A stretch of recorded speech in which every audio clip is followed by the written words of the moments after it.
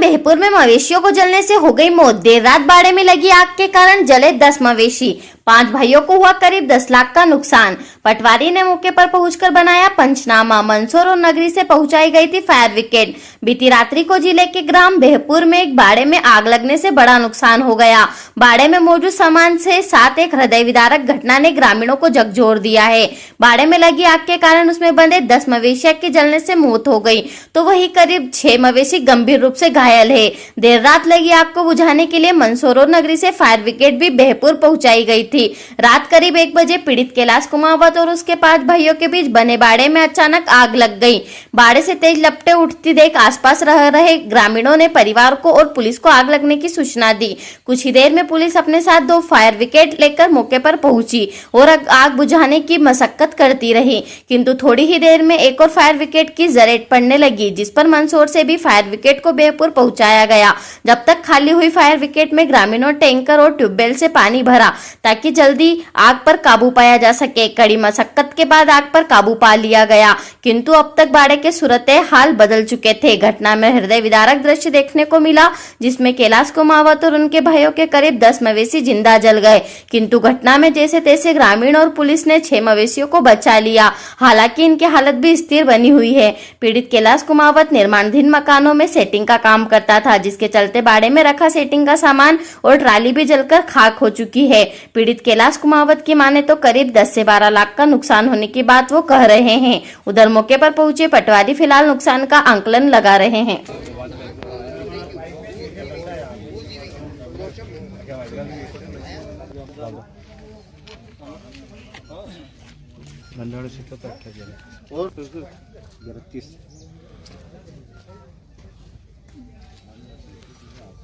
हम 5 भाई हैं, 5 भाई के अलग अलग बाड़े बने हुए हैं। उसमें मवेशी और हमारे खेती करने का सामान और सब यहीं रहते हैं।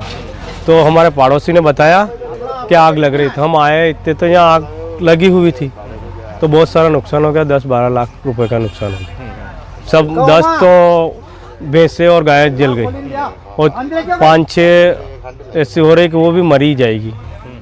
और क्या है सामान तो बहुत सारे हमारे कृषि के हैं, ट्रैक्टर है, ट्राली है, जो हमारे मिस्त्री का काम करते हैं उनकी सेंटिंग वेंटिंग सब। नुकसान मानते हैं?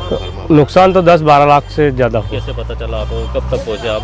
हमें 1-1:15 बजे हमारा भाई है, उसने बताया कि अपने बाड़े में आग लग गई। तो हम यहाँ आए थे, आग लगी हुई थी, तो हम जितने बचा सके उतने बचाए और सब जल के खाक हो गए।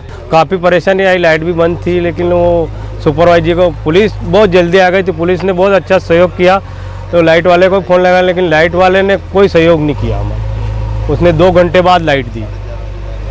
फायर ब्रिगेड को फोन लगाया आप लोग? हाँ, फायर ब्रिगेड फोन लगाया, घंटे में आ गई फायर। नगरी वाली पहले आ गई थी, मंदसौर से थोड़ी लेट आई। 2 फायर ब्रिगेड है। तो कितनी देर में आग बुझी? 3 घंटे में, कम से कम 3 या 3.5 घंटे में आग बुझी। लाइट कनेक्शन था साथ साथ? तो कुछ नहीं है, लाइट है, कनेक्शन कुछ नहीं है। लाइट वगैरह नहीं है यहाँ पे? हाँ, नहीं है। तो आग का कोई कारण पता चल रहा है? अभी तो कुछ पता नहीं चल रहा है।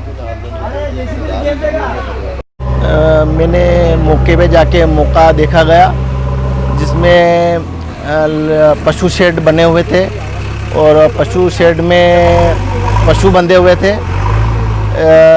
जिसमें आग लगने से पशु जल गए और अन्य भूसा, लकड़ी, इनके चद्दर ये भी जल गए। इनका विस्तृत आकलन कर विधिवत पंचनामा बनाकर वरिष्ठ को भेजा जाएगा।